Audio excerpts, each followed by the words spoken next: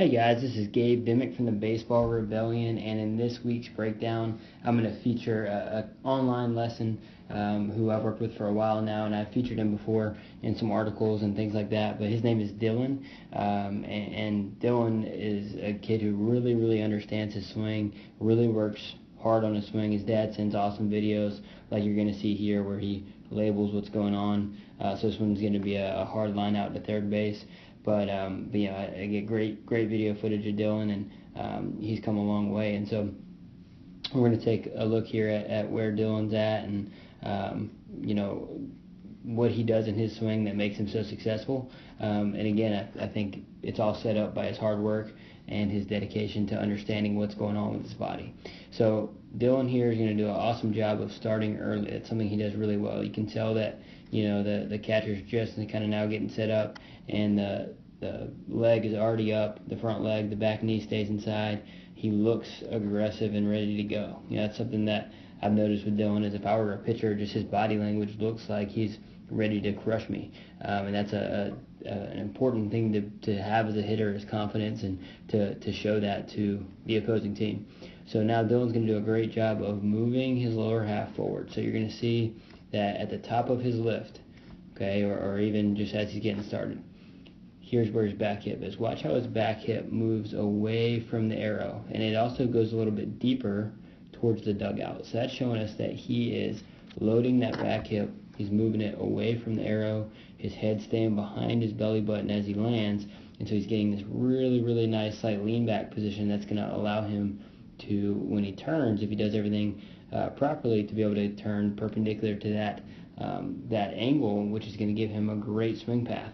And so again, this is all set up by the beginning, and by understanding how to move early on before the ball is even really that close to him. So he's gotten to here. He does a great job of creating separation. So you're going to see that as he was landing, he really turns his back knee towards the pitcher. Back heel's popped up off the ground, front heel is down. You're going to see the belt buckle being up the first baseline. You're going to see the chest still closed, the bat still up. So he's creating great resistance between his lower half and the bat, which is going to be what ends up hitting the ball. So you got to create that stretch or that separation in order to create energy in the swing. Now from there, he's just going to let that rubber band go, and really keep turning with those hips, getting that back hip pulling up and forward, see the back foot coming off the ground, and then his upper body slingshots around, keeping his hands high and tight, turning his wrist, and getting to a great contact position here. So, just out in front of his front foot, very beautiful swing. Now, he's just a tiny bit over the center of the ball, or right at the center, and so he's going to hit a line drive that the third baseman catches. So, if Dylan aims a little bit lower here, he probably has a double or a home run.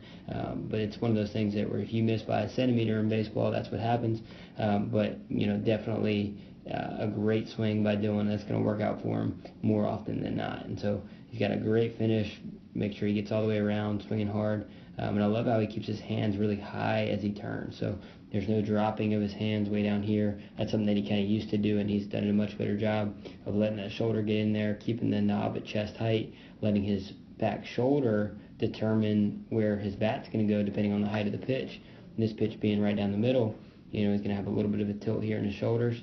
Knob still high, front arm working up. He's got a great box shape between his back arm, his hands, his front arm, and his back shoulder. You can see the straight line from the barrel through his hands, through his front forearm, and then he's going to release through it. And again, just a tiny bit over top of the ball, but a great swing here from Dylan. So, if you guys are looking for a technically really sound swing to look at, I think Dylan will be a great person to model. And so, whether you're older or younger or the same age as Dylan, you can learn something from him. But again, it goes back to his desire to practice, his desire to understand his swing, and his desire to get better, and then he works really hard at actually doing that. So Dylan, great job on progressing and learning, and you're going to continue doing that, and I'm confident in where you're going to be going, and I hope you guys have enjoyed this breakdown of Dylan.